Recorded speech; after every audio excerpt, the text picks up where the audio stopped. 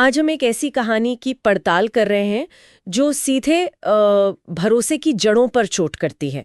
हमारे पास the cryptic breach at State Bank of India से जुड़ी कुछ जानकारी है और ये मामला छत्तीसगढ़ के रायपुर से निकलकर पूरी बैंकिंग दुनिया में हलचल मचा रहा है। जी।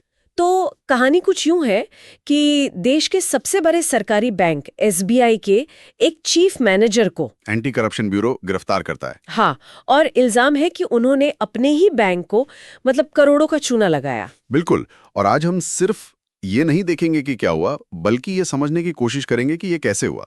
ये सिर्फ एक भ्रष्टाचार का मामला नहीं है, ये हमारी बैंकिंग प्रणाली की कमजोरियों और विश्वास की उस नाजुक डोर के बारे में है जिस पर एक तरह से सब कुछ टिका है। चलिए तो फिर इस मामले की तह तक चलते हैं।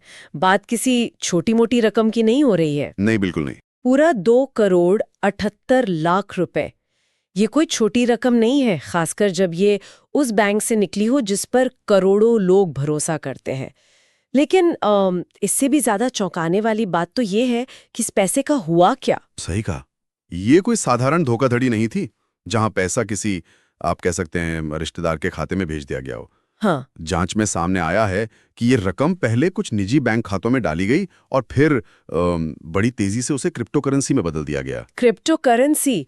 अच्छा, यहीं पर मामला एकदम दिलचस्प हो जाता है। हाँ, और अपराधियों के लिए ये एक डिजिटल नकाब भी है। मतलब यहाँ क्रिप्टो करेंसी का इस्तेमाल दो वजहों से बहुत अहम है। पहला, इसकी वजह से पैसे के लेन देन को ट्रैक करना बेहद मुश्किल हो जाता है। एक बार पैसा डिजिटल वॉलेट में चला गया तो उसका असली मालिक कौन है ये पता लगाना लगभग नामुमकिन सा हो जाता है। और दूसरा रफ्तार।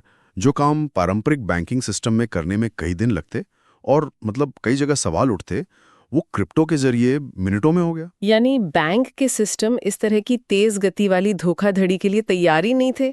काफी हद तक यही हुआ। वो कल के चोरों को पकड़ने के नियम देख रहे थे और चोर आज की तकनीक इस्तेमाल कर गया। बिल्कुल। ये दिखाता है कि अपराधी पुरानी व्यवस्था की कमजोरियों का फायदा उठाने के लिए नई तकनीक का इस्तेमाल कितनी तेजी से कर रहे हैं। लेकिन एक मिनट, अगर पैसा इतनी चालाकी से क्रिप्टो करेंसी में छिपा दिया गया तो फिर बैंक को भनक कैसे लगी? आखिरकार वे पकड़े कैसे गए? ये इस कहानी का एक और जरूरी पहलू है। इसका खुलासा बैंक की अपनी आंतरिक जांच यानी इंटरनल ऑडिट के दौरान हुआ। कुछ लेन देन बहुत ही असामान्य दिखे, जिन पर नजर रखी गई और धीरे धीरे इस पूरे घोटाले की परतें खुलने लगीं। तो एक तरह से ये सिस्टम की विफलता है कि घोटाला हुआ। हाँ। लेकिन सफलता भी है कि उसे अंदर से ही पकड़ लिया गया, किसी बाहरी विसल ब्लोअर की जरूरत नहीं पड़ी। हम इसे एक दुधारी तलवार कह सकते हैं। विफलता इसलिए कि लगभग 3 करोड़ रुपए सिस्टम से बाहर चले गए और किसी को पता नहीं चला। ये तो एक बड़ी सुरक्षा चूक है। बहुत बड़ी। लेकिन सफलता इसलिए कि बैंक के अपने निगरानी तंत्र ने ही आखिरकार इस गड़बड़ी को पकड़ लिया। पर क्या हम इसे वाकई एक सफलता कह सकते हैं? मतलब 3.25 करोड़ रुपए निकलने के बाद चोर को पकड़ना, क्या ये सिस्टम की मजबूती दिखाता है या उसकी सुस्ती? यही तो सबसे बड़ा सवाल है और यही सवाल एंटी करप्शन ब्यूरो भी पूछ रहा है।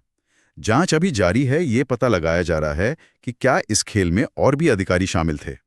और सबसे जरूरी बात कि क्या आम ग्राहकों के पैसे पर कोई असर पड़ा? बिल्कुल। क्योंकि अगर देश के सबसे भरोसेमंद बैंक के अंदर एक ऊंचे पद पर बैठा अधिकारी ऐसा कर सकता है, तो एक आम इंसान अपने पैसे को लेके कितना सुरक्षित महसूस करे। और यहीं पर ये सिर्फ एक व्यक्ति के भ्रष्टाचार का मामला नहीं रह जाता, ये सीधे सीधे संस्थानों के भीतर की जवाबदेही और निगरानी पर एक गहरा सवालिया निशान लगाता है। ये उस विश्वास को हिला देता है। हाँ, विश्वास को, जो किसी भी वित्तीय प्रणाली की नींव होता है।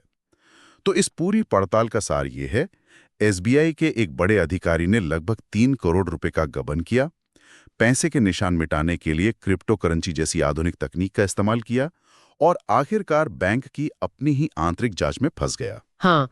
और ये हमें एक जरूरी सवाल के साथ छोड़ जाता है। क्या? आज के डिजिटल युग में जब वित्तीय अपराध इतने सोफिस्टिकेटेड और छिपे हुए तरीकों से हो रहे हैं, तो क्या हमारी निगरानी और जवाबदेही के पारंपरिक तरीके काफी हैं?